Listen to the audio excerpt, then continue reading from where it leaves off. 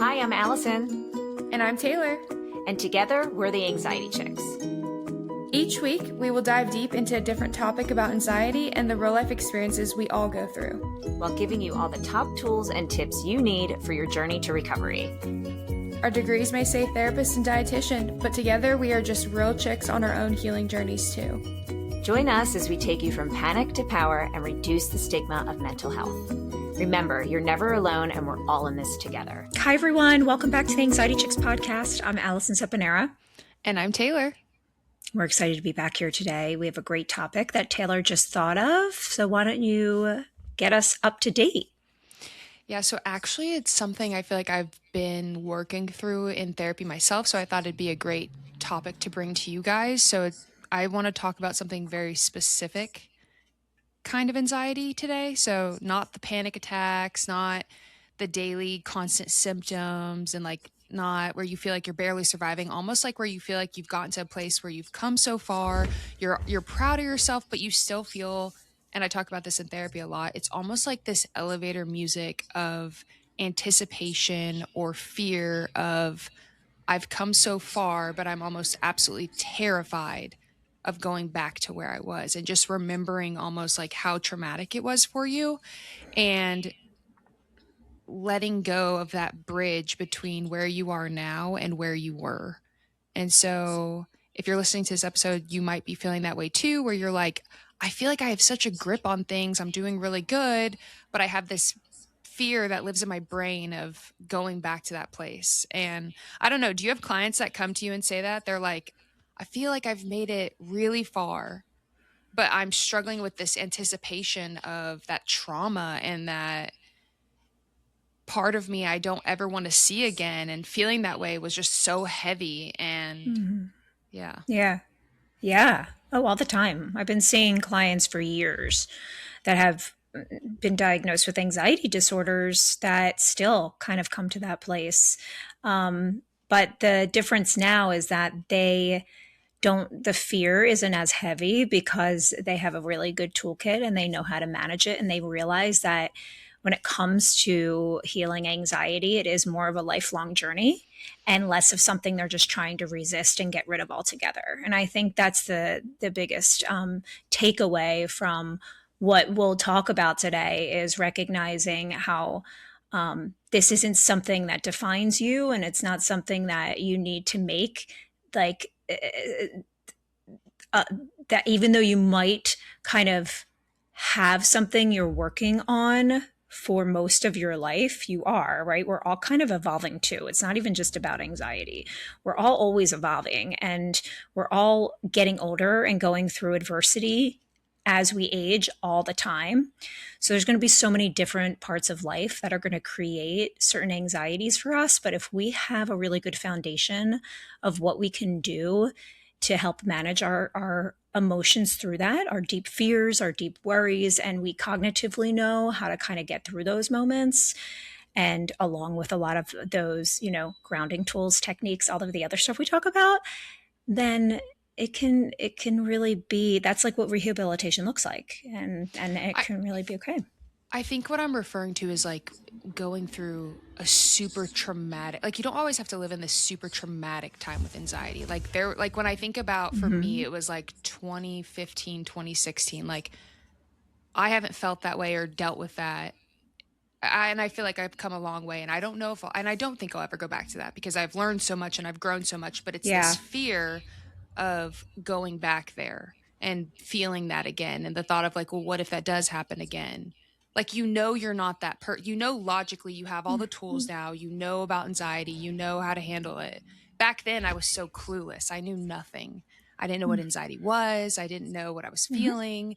And so the trauma though of that, like recognizing, dang, that was like really traumatic for me. That was a big T. That was every day feeling like I'm not going to make it to the next day. And I don't know, I'm just in this phase of therapy where really recognizing that for what it was, and then also trying to work on reminding myself of all of the coping strategies I've developed, all the years I've spent since then on my mental health. And Mm-hmm. you really have to go back to that a lot. Like, you have to go back to, okay, but look how far you've come, and like really sitting with that. And I don't know, but it is so real. Like, that anticipation of being that person again and almost releasing yourself from that is really tough. Well, what is your fear behind that? When you talk about trauma, you said the word a couple times. Like, what's the biggest fear that comes to you as to why you really don't want to go back there? Because that was very scary days. Like, Why? ooh, because I had no control of self. Like I was completely not a human. Like, when I think back to that, it was just, wasn't showering, wasn't getting off the couch, was completely out of control. And so it's scary to think, when you've been through that, that mental health can do that to you. And so once you know that capability of like what mental health can do to you, and you've felt it and seen it before, you think, well, why would that not happen again? Mm-hmm. Because it kind of just happened, right? Like, that's what you feel like. You feel like, now when you reflect back, you're like, okay, I was definitely dealing with like high functioning anxiety. I'm a perfectionist. You go through all those things, but then Yeah. you're like, boom, you hit this point where it's like you felt like you lost complete control of self. Mm-hmm. And I don't Yeah. know. So it's interesting because a lot of what you're describing is still the anxiety about that situation. So your brain is already like on overdrive when it comes to those memories of the trauma. And Mhm. that's actually what happens when we have traumatic situations is our brain really doesn't know how to process the memories of it, or to Mhm. process actually that's why we disassociate a lot and we have depersonalization or derealization. Like, our brain literally doesn't know how to process through it. So many types of therapies that are incredible for that is, well, any therapy is wonderful to do, but for trauma specifically, like EMDR can be incredible for a Yeah, lot that's what of I'm doing. those reprocessing. Yeah. And reprocessing those memories. So tell me about, you've been doing EMDR. Yes, I've been in EMDR, and I've kind of, what my therapist has really just been, I think, having to like learn a lot of your nervous system learned something during a very painful season. Like, your brain learned that anxiety was terrifying. It made that connection, that Mm-hmm. brain wave. And that's a hard, also giving myself grace, because I am in EMDR, I am doing all the things, that it Mm-hmm. doesn't just boom pass away. Like, you can like slowly get more making peace with it, but it's still like, that was very terrifying. And like, almost, I've never almost looked at it and been like, wow, that was a very terrifying moment in my life. Mm-hmm. That was a very Yeah. scary moment in my life. And Yeah. it felt endless at the time. It felt like it cost my life, my joy, my everything in my life. It cost Mm-hmm. that. It took everything from me. And so now, even when you're better, your brain kind of stays there. It lives there a little bit, of not because danger is present now, but because danger was once present. And so your nervous system is doing what it's designed to do.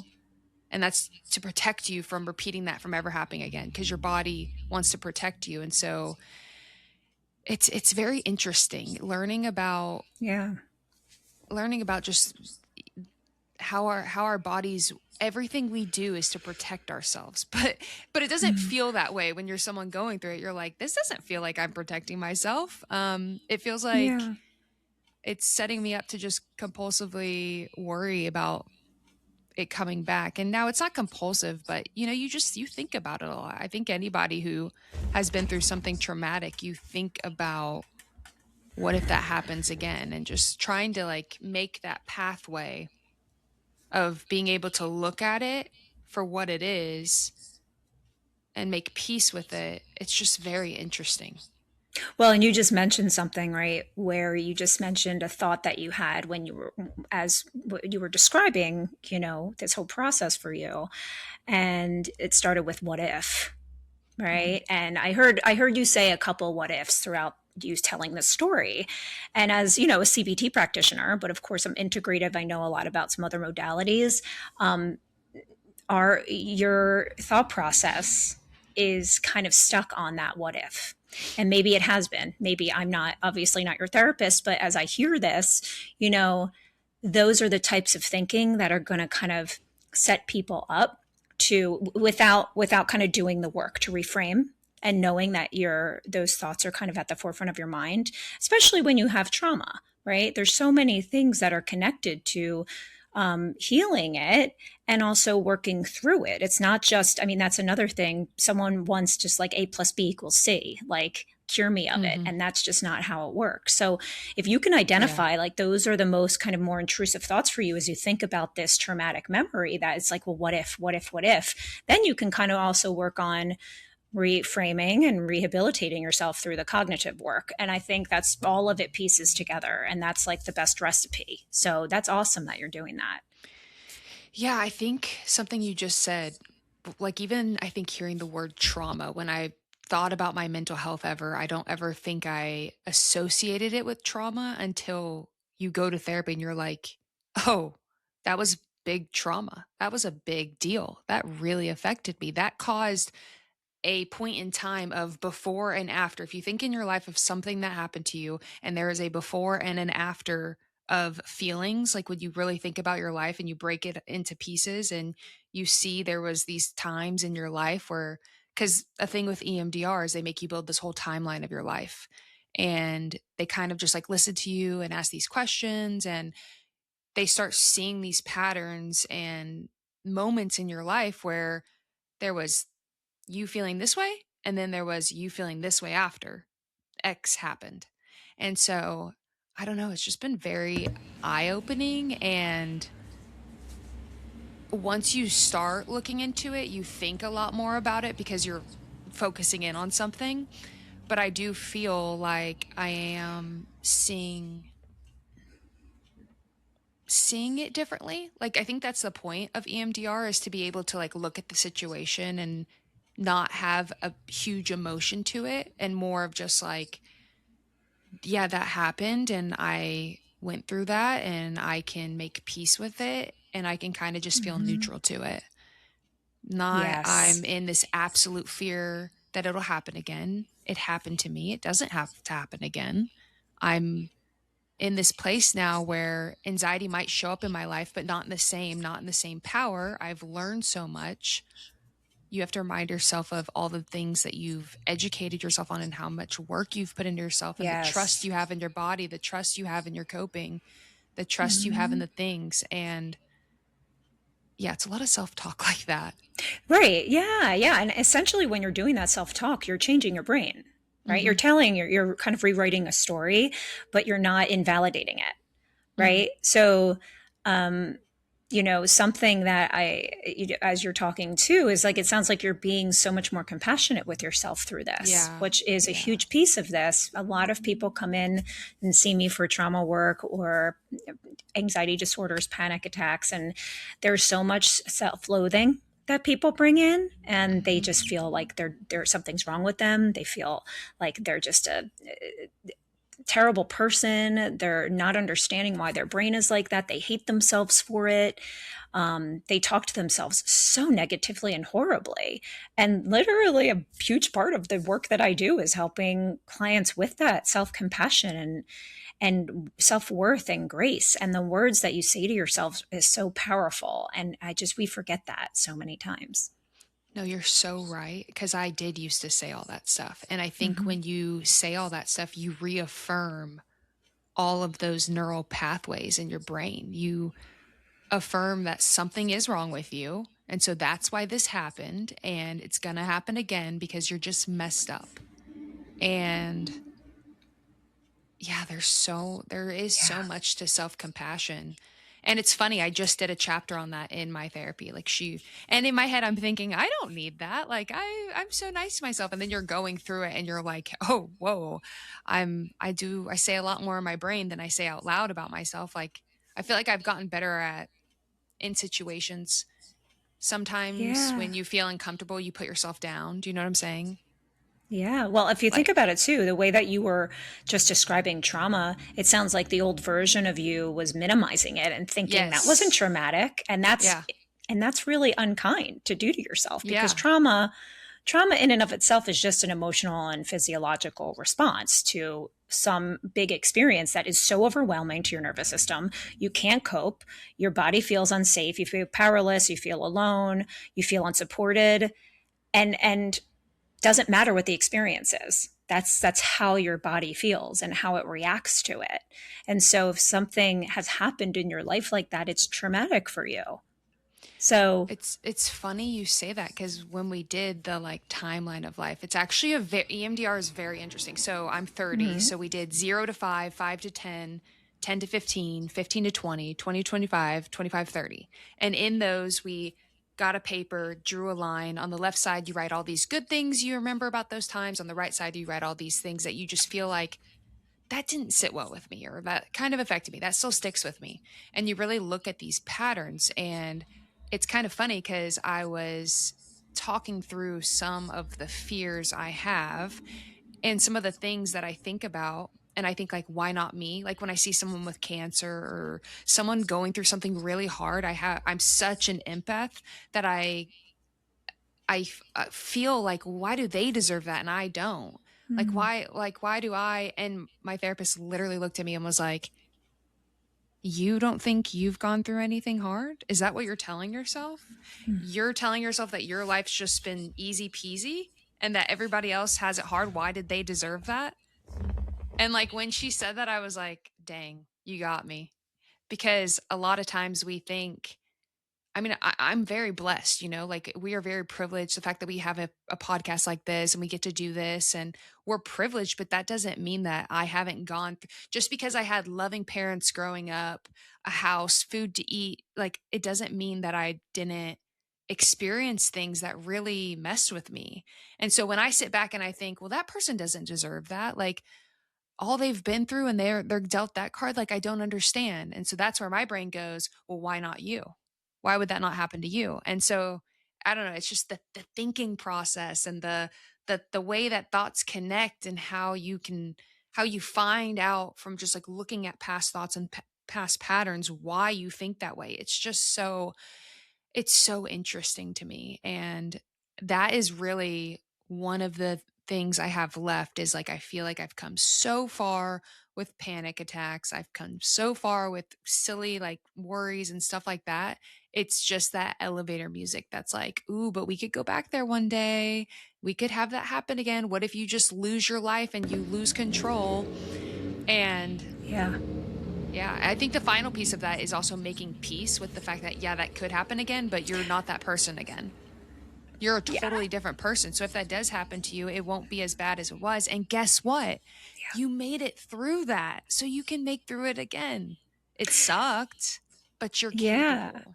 Well, and even like even a more realistic way to reframe that is by kind of telling yourself that you don't have any control over what might happen in 5 minutes, 5 hours, 5 days, 5 years, Yeah. right? Like it might not, but can you sit with that uncertainty? Hmm. It's really about learning how to sit with the discomfort of uncertainty. Yeah. And just sitting with the fact that literally anything can happen to you. You don't have control. Worrying doesn't add a day to your life. You Yeah. look at the patterns of your life the past 5 years. Like that's the funny part. When I look at the past 5 years, I've been good. I feel like I've done good. So it's like Hmm. you're thinking of something now from so long ago, worrying it's going to happen. That's you wasting time when in reality, you haven't gone back to that place in a long time. So why are you thinking it's going to happen today? It could Yeah. happen today, but statistically, like what are we? It's interesting. Well, The and the brain is so interesting. I know. And the truth is, like, worrying doesn't change the outcome for a lot of Hmm. things. So if you're someone who struggles with health anxiety, I explained a little bit of my medical stuff I've been going through the past couple months and last year. And as you're going through certain testing and you're just things are uncertain, that is literally the one thing, whether it's a mantra or something you say to yourself, whatever you want to say, I knew that worrying about it and my intrusive thoughts about like, well, what if it's this? What if it's this? Oh my gosh, I don't know, is not changing anything at this Yeah. point.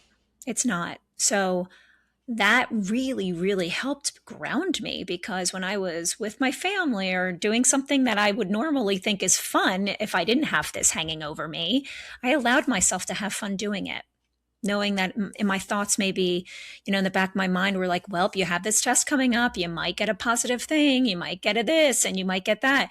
And they were all kind of filtering in my brain, but I was able to say to myself, like, I see that you're there. I know those thoughts are there, and that's just, they're scared for me. That part of me is scared about this. But today I feel good. Worrying about that and listening to those isn't going to change anything about today. So I kind of allowed myself to be present with the people I was around and with what I was doing, and feel grateful that I'm still here, and all of that. And that takes work. I mean, I've been doing this type of work you're describing for 20, 30 years on my own, and it still takes work. Nothing happens as intense to me as much. I can kind of get through it, but I still have those moments when a test result comes back and I'm paralyzed for a day or two. Like, those things happen, but I have not gotten to a point that I have, like you were saying, that was probably my worst, like, panic attack 15 years ago and all that. I haven't actually gotten to that point in a long time. And so I don't know. I don't know what's going to happen, but I think also the other thing, the more when you experience some type of trauma, the more that you can try, and that's why I love EMDR, because it helps like detach those memories from your brain and reprocess them. So if you can actually know, you can't just get a lobotomy and like get those thoughts, like, really, I mean, people do, but you're going to have those memories. They're stored there. They're stored in the body. They're stored in the brain. But if you can just practice as much as you can with a professional, if you need to, how to detach those memories from the safety of your body, that's like the key. Right? So sounds like you're getting to that and you're getting there, and that's awesome. I like what you said. We're gonna have the thoughts. I feel like you get to this point where you think like the thoughts are magically gonna go away, but it doesn't really work like that. Everybody's brains are different. The way we think is different. And like you said, with health anxiety, you might get the thought of, oh, like this, but it's about how you process it. Like if you think of yourself 5, 10, 15 years ago, you used to have that thought and you would spiral with it and it would ruin your time and everything. And now look at you. And then being proud of yourself for like, look, I get these thoughts now and I can sit with them and I can live my life with them. And that's pretty cool. That shows how far I've come in 5, 10 years. What am I going to look like in 10 years from now with doing even more work on myself? There's so much progress that I can make. And you have to be proud of yourself. You have to have that self-compassion. I think that's a huge part of the healing process. Giving yourself grace, giving yourself, I think I always thought I was kind of below everybody's trauma, and then finally realizing like, hey, no, mine was pretty bad too. You make a little more peace with it. That your emotions and how you acted and how you reacted are valid. 100%. 100%. Yeah, and that's also something that's going to be a lifelong journey for a lot of people. If there's just messaging and conditioning that they've received from when they were little, along with some traumatic experiences, I'll just give me for an example. I was bullied I've talked about this probably to nauseam at this point, but just really quick, bullied really bad in grade school. And I still remember some of the names I was called. Trauma lives in your brain more than just those happy times. Like, don't ask me what the best summer was when I was in grade school. I don't know, but I know I had a lot of them. But I do remember the dance that everyone like called me names. I remembered when the boys, I would stand up and they would call me certain things as I was presented. Like, these are the things that really affects you. And, I think about the messaging. I'm 45 now. And I still, and this is so much of the work I've done on myself, and within therapy too, is recognizing that like my brain still goes to that place when I like look in the mirror and see my body, or like I notice something like about my face, or I like externally with my looks. I mean, it just literally is a voice that is a message that I received for so long in my formative years where my brain was developing, that to unlearn that and change Mm-hmm. that core belief, it is constant, it is work, and it takes time to really believe that it's not true, which I have, and I've done that, and I definitely believe it's not true, but that voice creeps in. And Mm-hmm. I have to um, really talk to myself in a loving, compassionate way and recognize that that voice is not my own. And I remember. So it is like just a lifelong journey of reminding yourself of all the things you're capable of, and why you're amazing, and why you're enough, and why you're loved. Like that vernacular, that language is just going to be something forever that you want to practice every single day of your life. It just is. Yeah. I love that example. Thank you for sharing that, because I think everybody listening to this, maybe they, before listening to this episode, had a lot of shame about, oh, I've put in the work and I just still feel like I'm failing. I still feel like I have no control of my thoughts. And it's like, you're doing great and you might not even Yeah. realize it. Yeah. I love that for sure. Yeah, and if you're listening to this and you're feeling like I get clients sometimes that feels like, oh, I can't believe I was doing so great and now this just happened.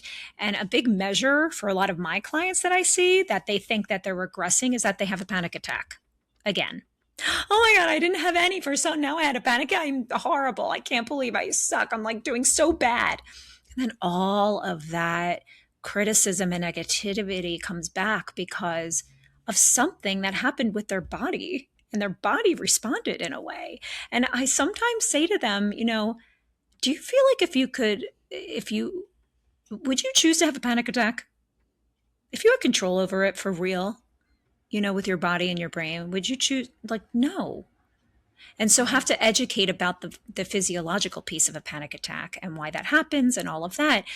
But the words you say to yourself, after that, you never know. So I hope that this episode has just given a little bit more insight into this. I think it has. I love that you're sharing this about your process, Taylor, because I think being able to kind of hear someone who's really going through it in real time is huge. Yeah. And really, the bottom line for me is just to be kind to yourself and give yourself grace.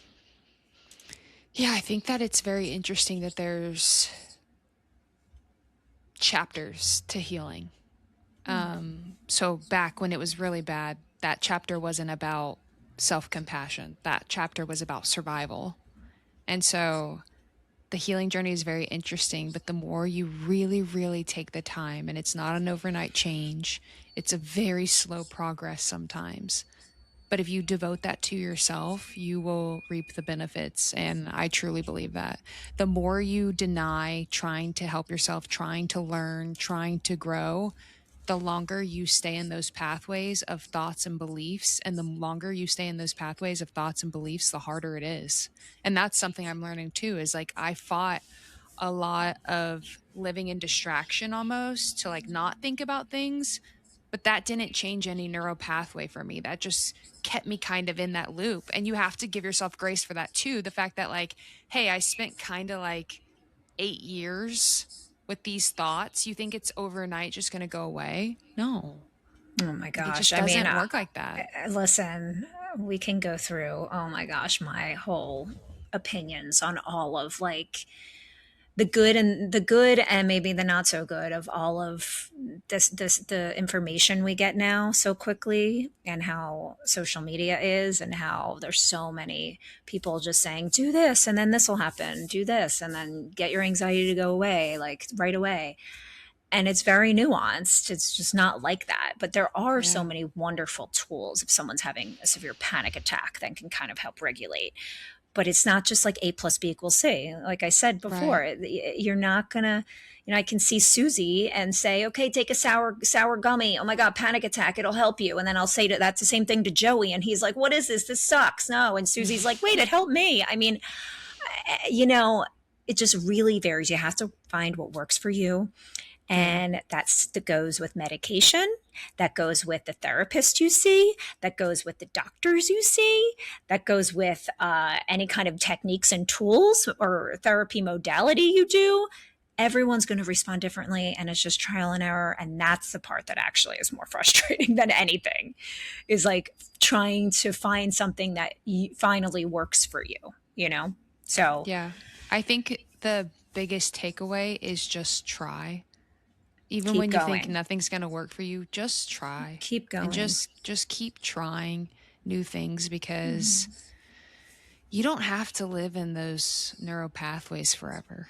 Like, No. you don't. No. And It reach can out get to us. easier. Yes, and reach out to us if you have any questions on this topic, or if you feel like you need support on how to find the right person or the right plan for you. I mean, I am a licensed clinician, so I can help point you in the right direction, and just help you do the work, because it is work, unfortunately. Yeah. All right, guys. right. Well, we'll see y'all next week. We will see you next week. Okay. Bye. Bye. Thanks so much for hanging out with us today. We hope this episode reminded you that you're not alone and healing is always possible. If something we shared helped you, the best way to support the show is to leave a review or share this episode with a friend who needs it. And make sure you're following us on Instagram at The Anxiety Chicks for more support between episodes. We're just two chicks on our own healing journeys, cheering you on every step of the way.